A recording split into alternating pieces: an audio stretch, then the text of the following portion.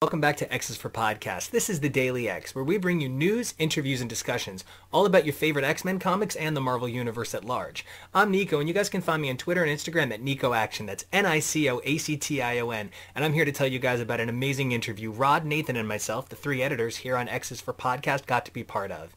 Kalinda Vazquez has been killing it over on America Chavez, Made in the USA numbers 1 through 5, and we were lucky enough to sit down with her. Now, while you guys might know her from that work, or perhaps her work on the Jericho Season 4 comics, you may also know some of her extensive TV work like Star Trek Discovery, Human Target, Once Upon a Time, or Nikita. This interview was such a good time, and as a fellow Latinx creator, getting to sit down and talk with another Latinx creator was so important to me, and it made me feel like really at home, and it was such a great time to get to share this with Rod and Nathan, who had so many incredible questions for Kalinda, and we hope you guys enjoy this segment just as much as we enjoyed making it. If you enjoy it, don't forget to like and subscribe, and we'll see you on the other side. Hello, everyone, and welcome to the next segment of X is for Podcast. I'm Rod. You can find me at Rod Camadel on Instagram and Twitter, and today we have with us the notorious Nico.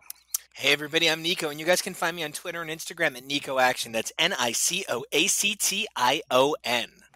Hey everybody, it's Nathan. You can find me online at Twitter and Instagram at DazzlerAOA. All right, and today we have with us a very, very special guest. We have Kalinda Vazquez with us. She has written on the Runaways series, the Star Trek Discovery, Once Upon a Time, and now she is writing America Chavez miniseries. Welcome, Kalinda. Hi, thank you guys so much for having me. This is exciting. And I loved the list that we've already hit, but I just need to, and Nikita. I just need to get Nikita in there. A deep cut.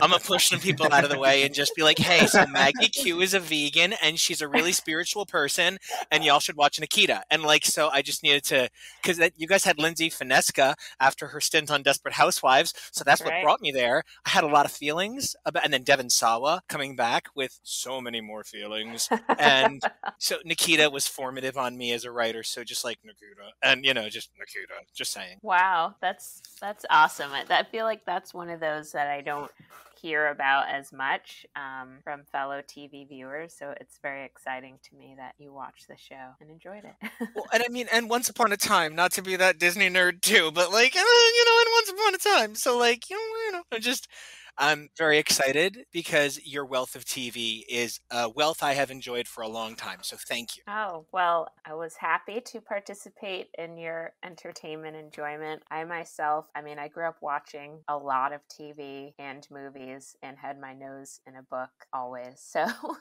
I definitely share the love for media. Oh, that's so awesome. Honestly, same. I didn't, when I first discovered you with basically America Chavez was the book. And then I looked you up and I discovered that you written or have been a part of all these shows that I loved, like Fear the Walking Dead. And I know you told me to do it, but I haven't done it yet. I haven't started Star Trek Discovery yet or any Star Trek. I tried. I didn't have time yet. I know. I'm going to, I promise. I lost track of time. It was a huge honor to work on that show. I kind of hint at it on my Twitter page. I'm named after a Star Trek character. Yes. I'm named after a guest star character, episode 50 original series, by any other name, who was played by the actress Barbara Boucher, who played Kalinda, although she spelled it Kelinda. I spell it Kalinda. I don't think my dad knew how to spell it, but he was a huge Star Trek fan, and as the story goes, my mother was pregnant and a rerun was on, and he was like, Kalinda shall be her name, because the episode was rerunning. And so I really grew up. I don't remember a time when I didn't know what Star Trek was. It was just always playing in the house, and Next Gen aired when I was a kid, and so that was the series that I really grew up watching. And then of course DS9 and Voyager came out. I think we had one glorious year where maybe 2 or 3 of them were on TV at the same time. It was super exciting. And the franchise just has this incredible legacy and has just kept going on and on and on and on. And I remember I actually tried to get a job on just Discovery season 1 and was turned down and was like devastated, and then ended up having the opportunity to come on board in subsequent seasons, and it was a huge thrill. Well, that sounds amazing. I'm so happy that you got the opportunity. I can't believe they turned you down in season 1, but they got smart and got you later. So good for them. I love that your name is spelled a little differently. I don't know if anybody here is an Arrested Development fan, but my husband has long had this theory that Lucille Ostero and Lucille Bluth cannot go by Lucille A and Lucille B, because that would put Lucille Ostero ahead of Lucille Bluth. So they have to go by 1 and 2 so that they'll make sense in her own internal hierarchy. And that's why I'd like to think that your name is Kalinda with an A, so that you come first. And that's just how it's going to be forever in my head. You are officially the Lucille Bluth of Star Trek in my head. Oh my God. And it's such a good place to be. That is a great place to be. I agree, and thank you. On Star Trek, right? So you co-wrote one of my absolute favorite episodes of current Star Trek, Terra Firma Part 2. Oh my God. Like, just the deep dive into that relationship between Emperor Jojo and Michael Burnham. That's so amazing. What do you view that relationship between Michael Burnham and Emperor Jojo to be?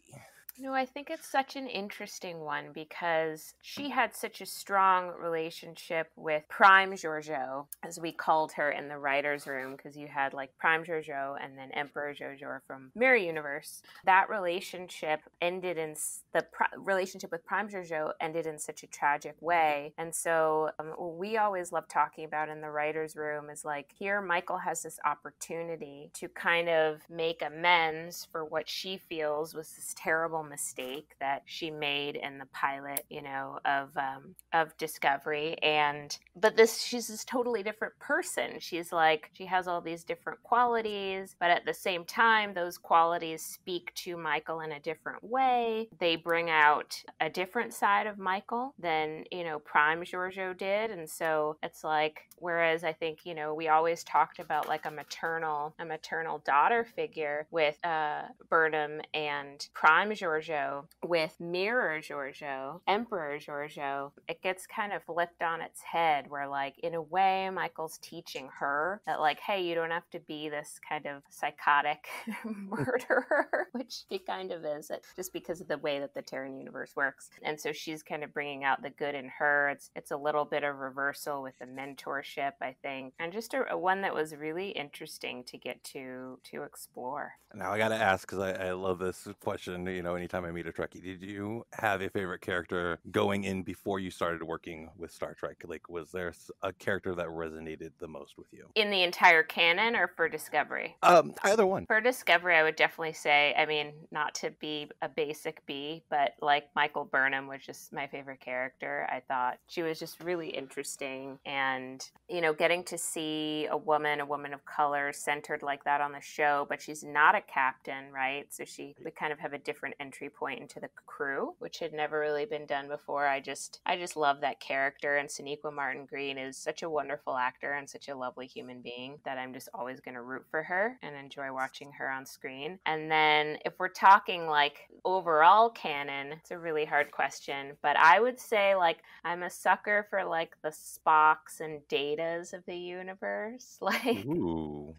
People who kind of struggle with human emotion, who don't really understand it, who maybe have a slightly outsider stance, even on a universally accepting community as the one depicted on Star Trek. But I would say those are two characters that really resonated with me in the general canon. How about you guys? Except for you, Rod. I know you can't comment. I've watched the Star Trek movies. I like Zachary Quinto's character. Yeah. I'm a sucker for anyone ruled by passion. So Major Kira Nerys will always be my fucking queen. And I, top to bottom, just the entire cast of TNG not being able to keep their feelings in check for a goddamn single day. And like every goddamn mission, it doesn't matter what it is, but they're going to get into a really ethical dilemma about it. And someone's going to like bang on the table, and Picard is just going to give them a knowing look, and they're going to be like, oh, I overstepped. And they're going to back up slightly and stew in there. But so it's all of them on Next Gen. But like, if I had to pick a single person, it's Kira. Oh, Kira Nerys, girl, you bring it every day. It's just too much, and it's not enough all at the same time. Yes, I love Kira. She's definitely one of my top tier. I don't know. I was always drawn to Beverly Crusher. I loved her humanity. I know, right? Like, I loved how she could balance it all. She was a competent officer. She could be a command officer. She was a doctor. She was a mother. She did everything. And she still had time to go out and run the theater program on the Enterprise. So, like, I loved how she had this humanity, and she was able to, she stood up for her values, even if the orders didn't tell her to do what she wanted, what she thought was right. She's a great character, and I actually feel like the medical officers in general are kind of underserved in the Star Trek universe. Like, they have such a huge role. I've always wanted to see like a sickbay show, that was like ER, but set in the Trek world. I think that would be amazing. It's kind of on the topic of medical bay, and that it's that's a place that you think is really fascinating. Something that I think about is sort of the evolution of these creatures, these shows, right? And I'm going to keep it in the Star Trek universe, but like the fact that you came into Star Trek Discovery later on, and that's such a pinnacle point for so many of us. It's so many of our favorite episodes, like specifically. And at the same time, I think about how you came into Once Upon a Time in the second and third season, and how that was kind of a period of, I never want to say fixing, because there's nothing wrong with the earlier iterations of shows, but it was definitely a point of moving once to what it would be permanently. And I kind of feel the same thing happened with America this past month.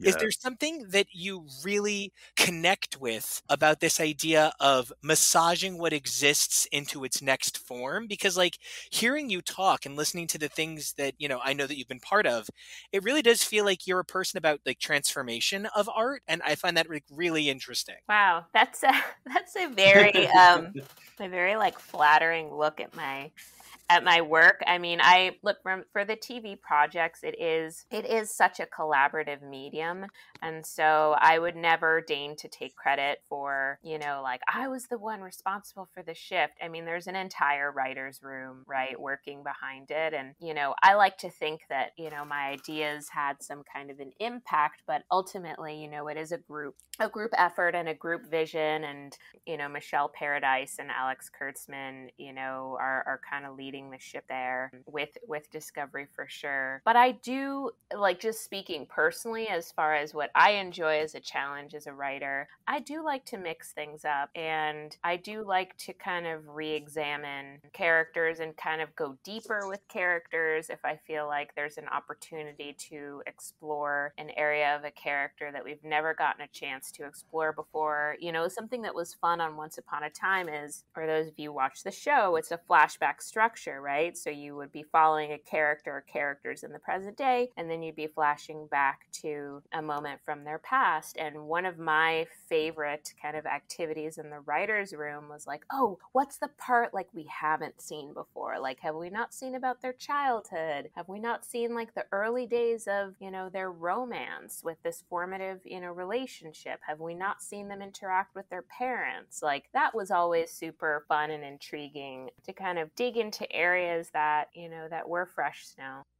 Pun intended. I love that. Yes. And like, I think you see that with Regina, that season 2-3 change with Regina from this caricature of evil to a very specific idea of a person who was looking to grow past her tragedy and her trauma. And, I think that's something that, and I never mean to discredit anybody when I'm like, oh, I see this common factor on multiple things at their point of change is a couple of writers, you know what I mean? Like, it's never ever taking anything away from the other amazing contributions of other writers. It's just seeing that there's a consistent consistent placement to you being part of things as they're sort of transforming that definitely shown this week, especially in America. But talking about the projects we were just discussing, it's like it's really kind of palpable. So, you know, it's there. So you're welcome for the compliment, but thanks for earning it. I do want to say I do love the transformation of Regina. She's honestly my favorite character of Once Upon a Time. Since you talked about your favorite characters in Star Trek overall, who would be probably your favorite character that you were helping write or that you just like in general of Once Upon a Time? Ooh. That's a good one. I mean, look, Regina, I do have a soft spot in my heart for Regina just because I think she is a complicated character and she's done so many horrible things, but she's also, like, there's a real humanity to her and she's also suffered a lot. And, you know, Lana Parrilla is half Puerto Rican. I'm half Puerto Rican. So, and so good. You know, that was exciting too. I'm sad to say that I haven't had the opportunity to write for a ton of Latinx humans on TV, let alone Puerto Rican humans. So that's exciting just on a personal level. But, you know, that show had so many great characters, you know, Rumpelstiltskin, another great character, another guy who did a lot of terrible things, but also went through a lot, also faced a huge amount of loss in his life. And Robert Carlyle, such a terrific actor, and he brought so much to that role. My husband and I cosplay Killian and Emma, so you're hitting all of my buttons right now. Amazing. So you're singing my life. I just love this. Keep telling us how much you loved once, please. And I really rooted for Killian and Emma. I know not everyone was into that ship. I know there was like a lot of sensitivity surrounding the ships on the show, but I was definitely, I shipped Captain Swan, I think was the official. Yep. Yeah, it was. Yep. I hashtagged that a lot on my days of watching that show. I was a big Captain Swan fan and I rooted for the villains a lot. I wanted them to be happy, and every time they screwed themselves over and not made themselves happy anymore, I was like, no, it was right there. You know, I mean, look, I am a Disney nerd. I actually have tickets to go next weekend with my family to Disneyland, which is just reopened in Anaheim fully during these COVID times. And I normally go several times a year. I grew up watching all the movies. Former cast member, so. What? Shut the fuck up. No, for real. I worked on Main Street. I was Main Street Pack. I was basically the guy that was like, hi, folks, for your safety and my sanity, please keep your kids inside the ropes and the tape at all times. For your safety, no flash photography during the show. Sustained video lighting is kind of tricky as well, so we're going to ask you guys to turn that off. Next up, I want you guys to recognize that if you are looking to cross during the parade, there will be intervals. As a matter of fact, Nico, hi, everybody. Say hi to me again. Hi, everybody. We're going to have timed intervals, at which point we're going to lead you guys right through to the exit. So if you're looking to leave, don't worry, you're not trapped. If you only want to watch the first half of the parade, that's fine too. And like, I did this for dying years. Over here. I did not know that.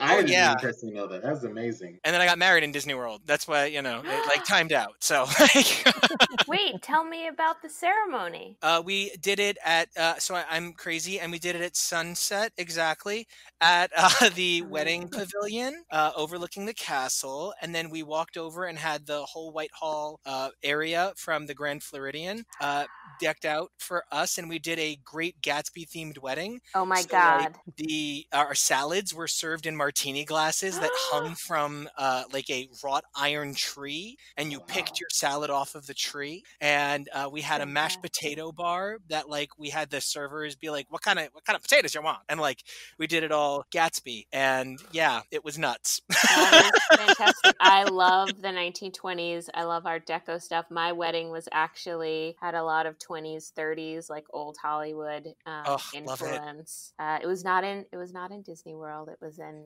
New York. But that is so amazing. That sounds like an incredible event. It was real gay.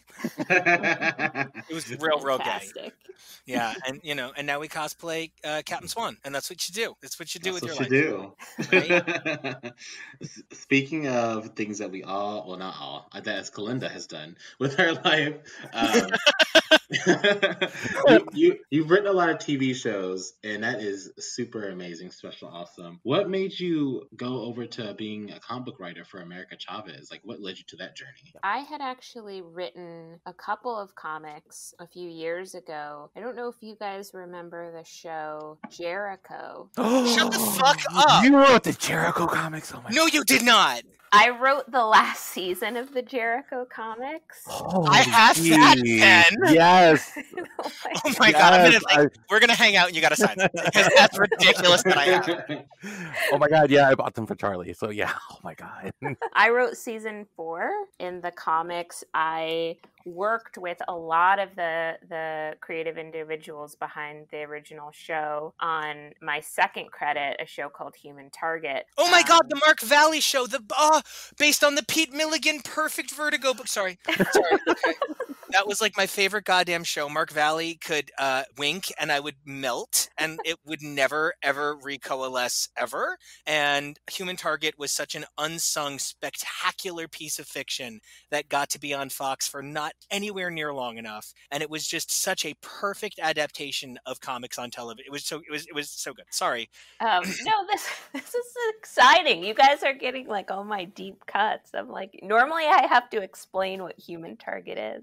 Pete Milligan is like Pete Milligan is where I go to feel safe at night. So like that it was, that Human Target, like Final Cut Human Target, like so good. Well, I'm so glad you enjoyed it. It was my second gig in TV. I worked on season 1. The majority of the staff had worked on Jericho. It's actually where I met my husband while working on that show. Through the relationships that I made on that show, when season 4 came up to be written for IDW, they were looking for a writer, and I had never written in comics before, but definitely read them and enjoyed them and was like, oh wow, this would be an amazing, medium to try my hand in. That was technically my first gig in comics. And then there was actually a Once Upon a Time graphic novel that I wrote. I think it was the second one that came out. There was one that came out season 2, and then there was a collection of stories. So there was one featured a Belle story, one that featured a Regina story, one that featured a Hook story, and that was my second foray into comics. That's amazing. And then a couple years went by where nothing happened, and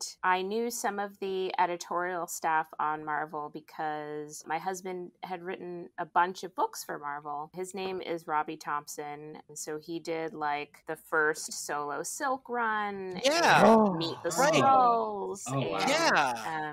Like not like to be like, oh my god, your husband, because like I'm, but like, oh my god, your husband. I loved that Silk run so much. So much. It was super fun, and I got to know, some of the editors over there, and who are super great people. And then like a year, it was a while ago. I mean, it's gonna actually be 2 years in August that Annalise Bisa reached out to me and was like, hey, we're looking at doing an America Chavez book. Would you be interested? And I was like, holy cow, yes, I am definitely interested.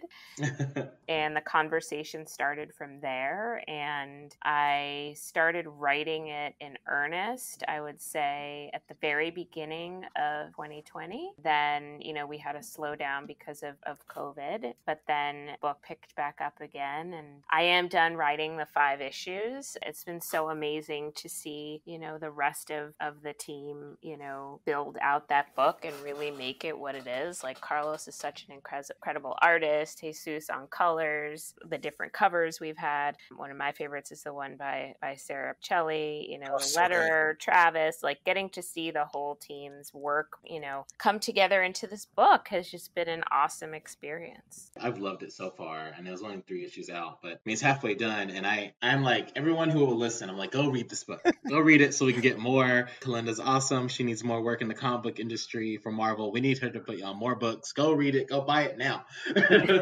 Well, thank Thank you. I would love to get more work in comic. I'm glad that you guys have been enjoying it. I will confess that, you asked me to be on the podcast before issue 3 came out. And internally, I was like, I hope they still want to invite me after issue 3. I loved it. Like, I love the reinvention. I actually have a question about that, if we could talk about it. I really enjoyed it. At first, when I read it, I did have a question mark in my head. But then, we've all, like Kalinda, you said you were a comic book fan as well before you even started writing comics. We all know about retcons or just like developing the story in a different way. So, as you said, you were a little nervous about coming on after that issue. When you were writing issue 3, what did you expect people's reaction to be for the reveal of that whole issue? So I had a feeling that it would be divisive, which it was. But I mean, my hope was that people would like it, would connect to it. I mean, I guess I would say that's naively my hope with anything that I work on, is not to make people be upset or offended. It's to, have people, enjoy it. And even if they don't love it, that they're like, oh, I'm intrigued. Like, I wanna read more. I wanna see where this goes. I have questions, but maybe I didn't think of her character in this way before. And to really, for me, it was an opportunity to pivot, the character. And I hoped that people would be excited. And I've since seen that some are not. And that totally makes sense. I do think it's hard when look, I've been on both sides of this coin, where there's stories that I've been invested in and suddenly they make a shift and I'm just like, what are you doing? I love how intense you got there. Yeah. That was perfect. And I do want to say, as a Latino creator, right, I make comics and I'm Cuban, and my first thing I was like, okay, first thing I'm doing, I'm making a Cuban comic book character, because it matters, right? And so as somebody who looks to see his family in things, I love Joe Casey and I love Nick Dragotta, and as much as I'm sure they were like, this character we're creating is awesome, I don't think they could have known what she was going to come to be and what she was going to come to represent. And it's the the delectable design of Jamie McKelvey and Kieran Gillen that brought her to Young Avengers, where, again, 2 creators I really love, but not 2 creators I would particularly refer to as Latina. Correct. And, it feels good having a succinct place to be like, you know what? Yeah, there was stuff before it, but if you want to read and understand who America is going forward, and we've talked about it a lot on this show, the MC unification, right? MC unification, where the goal is to create a version of the character that will translate to film well and be digestible for new audiences. I feel like, she was due for it. She had been so beautifully unfocused in her creation, but all characters deserve that perfect moment of origin, that touchstone moment that you can be like, it's that fucking thing. You know what I mean? And I think that's what we're getting here. And I do understand that the audience is a divisive reaction, but just it always seems to settle down and canon seems to stay canon. So I'm not too worried. The audience is dumb, and they're gonna come to realize this is great. And it's important that we think about the restructuring of a character from an editorial standpoint. We can keep in all of that scattershot that's been built across 100 issues and 7 runs, or we can think about the longevity of a character like Miss America, and we can think about her representational value to a United States that needs a strong Latina, and we can think about a way to craft a story that moves the character forward. I think it's reactionary of the audience to be reactionary, absolutely, but I think ultimately, as the story stands, we're going to see an adaptation of people realizing, what did they ever really know about her origin anyway? And I think that's going to be something that plays out over the next few years in regard to this story. Yeah, I mean, I definitely hope so. And I mean, look, I think some of this too is, I don't want to say taste, but stories are subjective. For me as a writer, I really need to think of things in a very kind of grounded way. And, even just as an example, even when I was working on a show like Once Upon a Time, which was like a high fantasy show with dragons dragons and witches and all this kind of thing. When approaching those stories, I would always try and be like, okay, well, how would a character realistically, emotionally react to this crazy scenario? Because without that, I can't anchor myself in the story. Everything just starts to feel like willy-nilly. And like I always say that there's kind of like a fine line between the whimsical and the nonsensical. And so in approaching America, I was like, okay, how can this be just very grounded, taking the pieces, you know, and there were some great pieces in her backstory, and like really rooting them in a reality that people can relate to. Now, for some people, they're like, no, the utopian parallel was this paradise. It doesn't matter that it didn't make sense. I loved it, you know, and I respect that. I really do. You know, I cannot approach my writing that way. As much as I appreciate that other people have that aesthetic, it is not mine. Like, things actually do need to make sense to me, particularly from an emotional POV. And so I can only come at it, you know, that way. What I loved about the reinvention of her origin was you still kept those memories that she had. They have meaning, they have weight, they make sense in your reinvention of it. But like you said, it makes her human. Like, she's not just this alien from another reality, or she's not just a person from another reality. She's a human from our reality, and every bit of representation that she has matters, and it's not just throwing an alien out there that looks like somebody who is being that representation. So that's what I loved about it. Awesome. I'm glad, and I think that was definitely, you know, part of the intent too. Yeah, I would say I love so much, besides just like that point of issue number 3, just like the past 2 issues, and even in issue number 3, how you have her talking with her family and the family talking with each other, you know, all the Latinx characters. You really understand their point because you're a Latinx yourself, but it's nice to see a Latinx person, you know, writing their own culture and being able to express it in an actual, like, how they talk to each other, and how instead of, you know, someone not of that culture just trying to write it and make it seem kind of stereotypical in a sense. Mm-hmm. But I don't get that in your writing at all, and it was really refreshing to see. Besides just the amazing art that is in this book, which it is amazing. It is spectacular. Amazing. Carlos is so talented. Oh, definitely. But I really love just the way you have the characters talking to each other and that emotional impact it is with her. You know, her mom and her adoptive mom and dad. It's just, it really touched my heart, and I really thank you for that. Oh, thank you. You're going to make me get emotional here. I mean, look, that was definitely what I was hoping to achieve. What Carlos and Jesus and Travis, you know, what I feel we achieved together was an organic picture of representation, you know, because I do agree with Nico. I don't know if you agree, but sometimes I look at, you know, stories that are meant to target Latinx audiences, and it can just feel kind of canned and like trying a little bit too hard, and that's frustrating, you know, because it's like I want to see more representation, but then when it's inauthentic, it's like, wait, no, it's like one step forward, 2 steps back. And, you know, in my family, we have a thing for that right now. So my dad is Cuban and my mom is a sweet little Irish lady. And my mom has a lot of people in her life that she has to give a very passing, nice white lady smile to. And she calls it her saccharine smile, right? And whenever anybody's like, did you read that book with that Latin person that did such a good job? I'm always like, which is like one of the few things I felt like really served my Latino identity was Brooklyn Nine-Nine, which was, I just really felt like those women were the people. First of all, Amy Santiago's father is my fucking father. There's this moment where they're showing a clip of him bird watching, and somebody goes, oh, look, I found, goes, I found that one earlier, doesn't count. And I'm like, that's literally my father. Oh my God.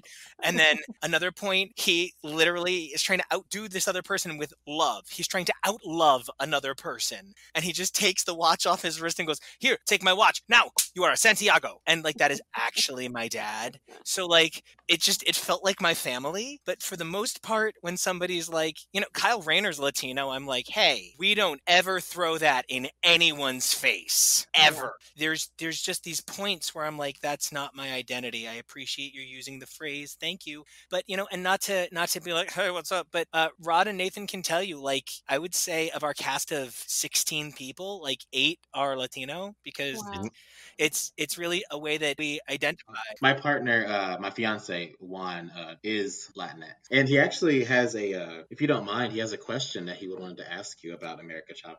Of course. Yeah. I don't know if you've seen him on Twitter at all. He's at Chongo ATX. He definitely loves your work as well. His question was, America Chavez has been connected to a lot of mystical characters between Wiccan and Loki. Do you see yourself touching on America's connection to magic at all? I am going to plead the fifth on that one because of potential spoilers. Yeah, true. And I will say, ask me that again after this run is over. I will at you later after the next one. I'll be like, hey, remember, I want to ask you this again.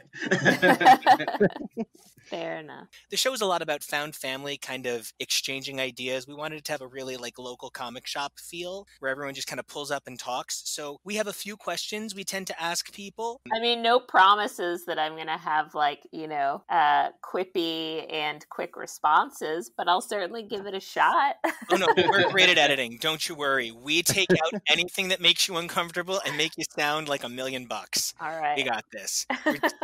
Everything turns out looking like David E. Kelly in 1999. It's a beautiful Oh, wow.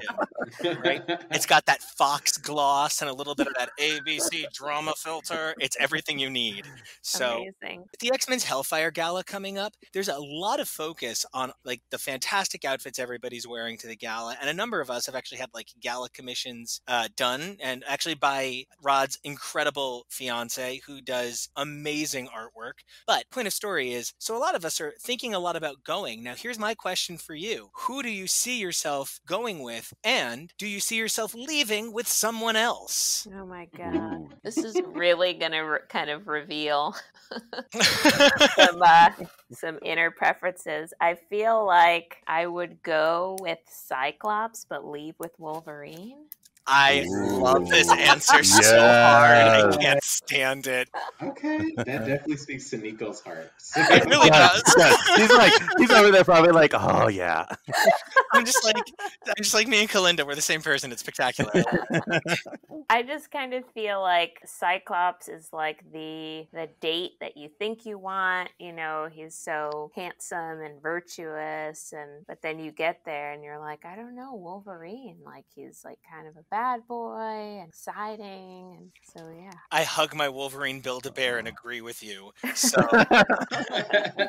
I think I remember a friend of mine after the X-Men movies came out, and I think she put it best. She's like, Cyclops is the guy that you want a framed photo of him on your desk at work, but then like Wolverine is like who you actually want to climb into bed with at night. Yes. And I completely agree with that. That's me with Gambit. So now, I have a pretty similar answer, like where I want to go and get all the pictures taken, and then who I want to leave with.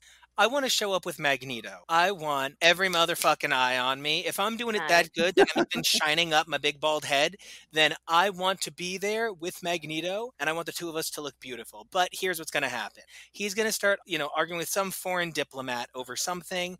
I'm not going to want to be there for that. And I think I'm going to sneak out with my my boyfriend Phantom X. Okay. I think the two of us might want to get up to a little bit of no good somewhere.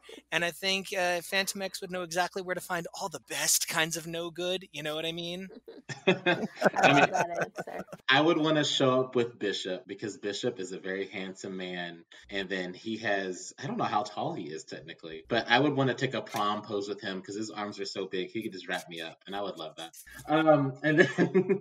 And then I would want to leave with Manifold because Manifold knows all the hot spots. And I mean, he can go anywhere. So we can go all over the place after that Hellfire Gala. They're related. Yeah. You know what? They are. I didn't say I was going to do. It's fine if I. I'm not complaining. And he's 6'6". He's 6'6". Which one? Bishop. Oh, I mean, I don't find many people taller than me because I'm 6'3", so that's perfect. Right? Ooh. Now, I feel like, okay, so I've been a little hard on Gambit lately. I'm going to own it, but like I am just not in the mood for a Lothar Lothario at the moment. So poor Nathan has heard me aggressively attack Gambit with my every fiber. I'm just tired of dudes that get a pass for being so pretty. I'm going to give you a hint. Pretty is a fleeting commodity. So, Nathan, that said, if you do want to bring Gambit, I promise I won't judge. Nathan, I really hope your answer is go with Gambit, leave with Gambit. I was gonna go with Lila Cheney and leave with Gambit, but I'll go with Gambit and leave with Gambit. Yeah, I'm honestly surprised he's not leaving with Dazzler. Like honestly, no, I don't think I'd want to like date Dazzler. I just want to like. Oh, I know you're just like such a fanboy. You just want to follow her around anywhere. Right. One of the things that has really set the X-Men apart for the last however many years, but it's a super necessary part of the functionality of X-Men, is this understanding of Lone Wolf and Cub having imprinted on Chris Claremont so significantly, and then it, naturally imprinting on the series as a result. So there's all of these instances of either Lone Wolf and Cub, where it's the older samurai figure and the younger figure, like, a Logan with Kitty. And then there's even a lot of instances of sort of, what I want with Phantom X, where it's the two of us are up to no good in the form of Yukio and Storm. Or you know what? I'll even put it, Raven and Sabretooth, when the two of them would team up. So I want to know, who is your sort of like, you haven't seen it yet, but that's the duality you want to see, the didad that you want to see. I just made up a great word, didad.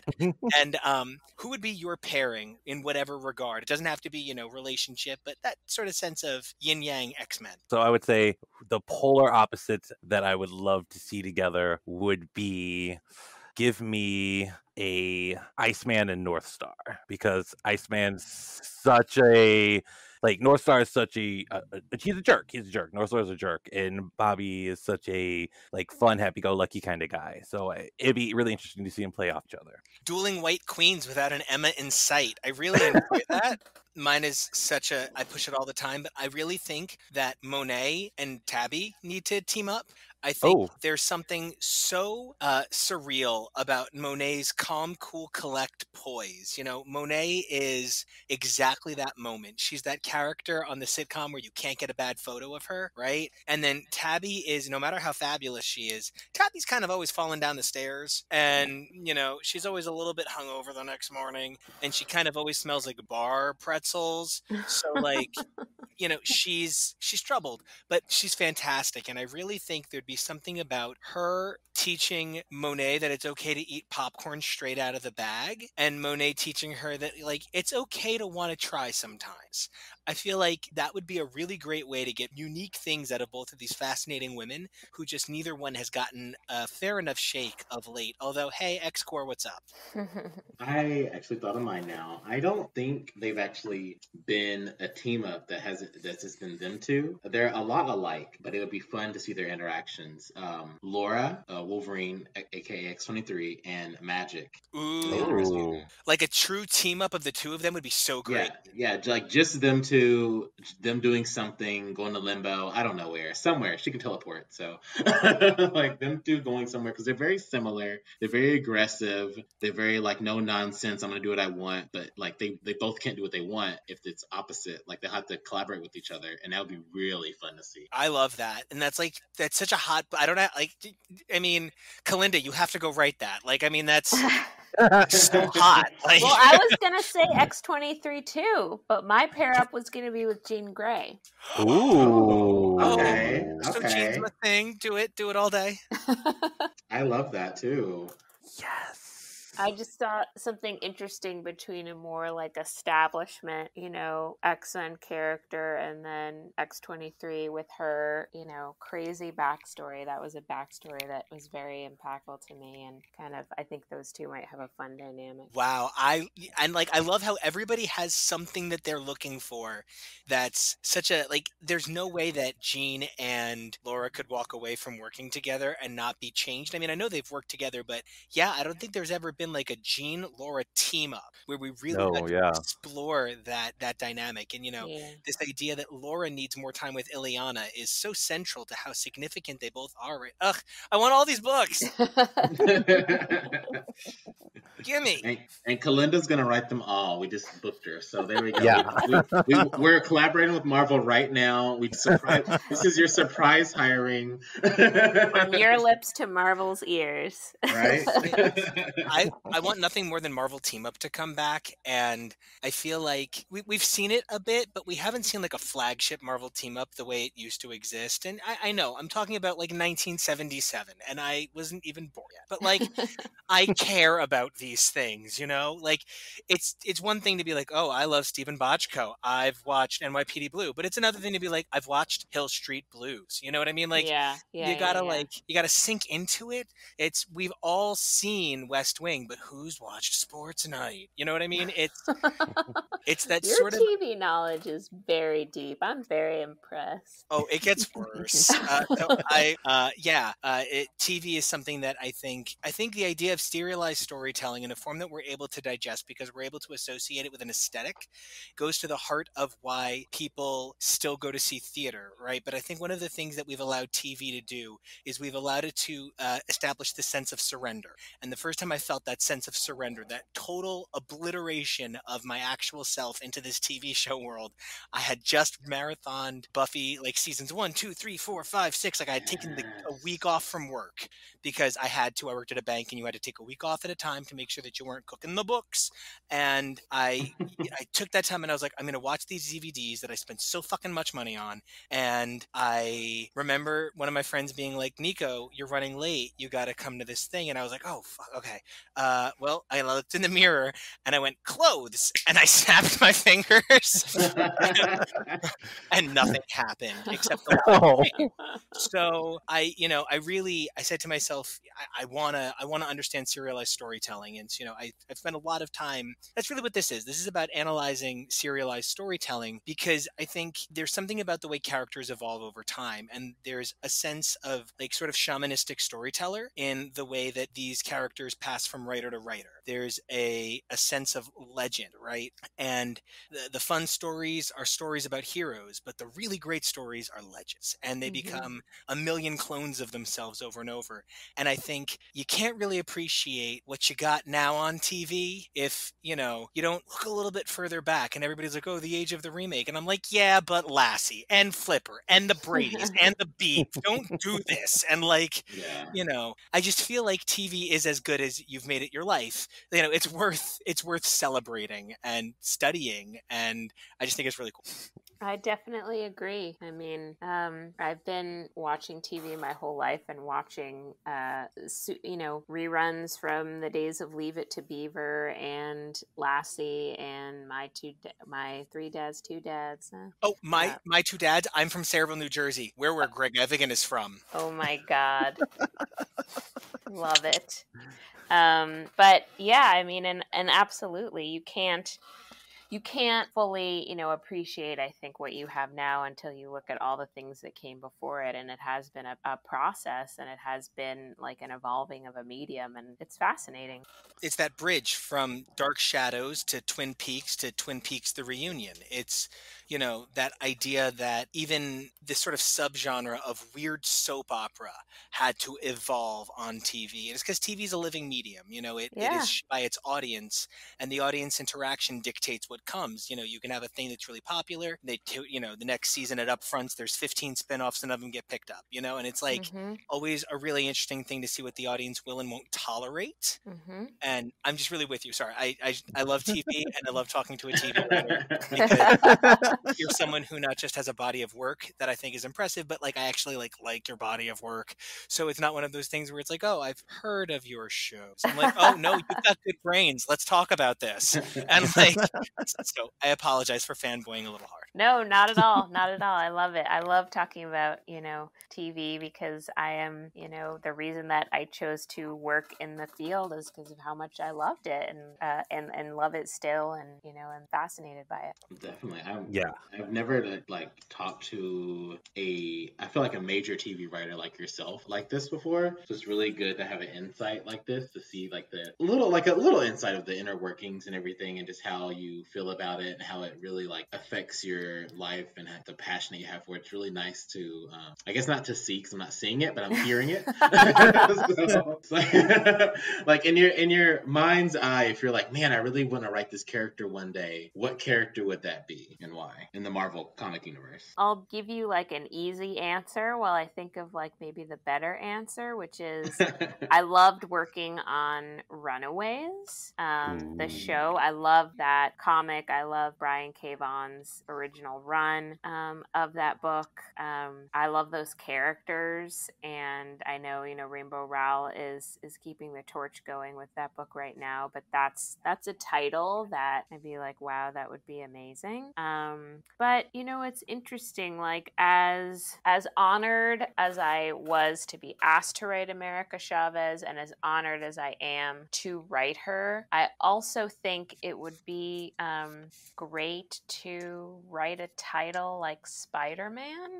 Yeah. Where it's yes, I'm a Latinx woman. That doesn't mean that every character I write has to be a Latinx woman. You know what I mean? Yes. I would love to write a title that's like a white cis male, even though, yes, more white cis males, more white cis males. Well, it's funny because yes, we've had, our culture has been inundated with those types of characters, and they have taken up so much bandwidth, right? So it's not that I'm saying I want more of those characters. I'm just saying Spider-Man is such a legacy title, Wolverine, when you Thor, when you think about these really iconic, the Avengers, right? And the different people who make up that team. I think it would be cool to try and play around with one of those mega icons too. I do have one question I always like to ask everybody. So if somebody really enjoyed this America Chavez series that you're writing, what would another piece of media along any of the works that you've done, what would you suggest to them? Say they haven't seen any of these fantastic shows you've been on. What would you suggest that they pick up?